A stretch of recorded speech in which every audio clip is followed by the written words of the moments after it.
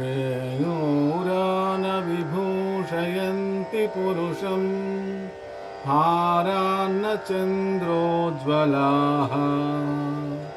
న స్నానం న విలేపనం న కుసుమం నాలంకృతా మూర్ధజాః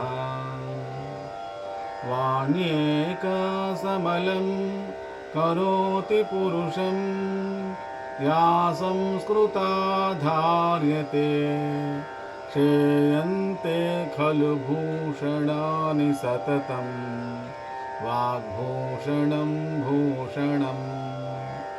అంటే దీని అర్థం ఏంటంటే కేయూరాలు, కిరీటాలు, పట్టువస్త్రాలు కట్టుకున్నంత మాత్రాన అది కాదు, మళ్ళీ అది రాత్రి మహారాజు పడుకునేటప్పుడు తీసేసి పడుకోవాలి, గుచ్చుకుంటాయి. అలాగే సెంట్లు, పౌడర్లు, వస్త్రాలు, పట్టు వస్త్రాలు కట్టుకున్న అవి కాసేపు ఉన్నా 2 రోజులో 3 రోజులోనో మాసిపోతాయి.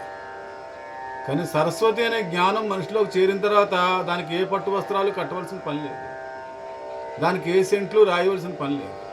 ఒక్క సరస్వతి వల్లే అది దొంగలింపబడదు. నువ్వు ఎంతమందికి పంచినా పంచబడుతుంది, పంచవచ్చు.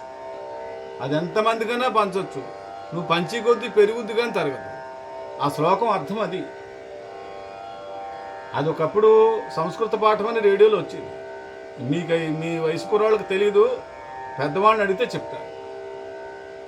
ఇప్పుడు ఎవరైనా పిల్లలు నేర్చుకుంటారని అది నేను చెప్తున్నాను. అర్థమైంది? నేర్చుకుంటే మంచి మంచి అర్థం ఉన్న శ్లోకం. ఈ శ్లోకాలు చెప్పేవాళ్ళు ఇప్పుడు లేరుగా, తగ్గరుగా.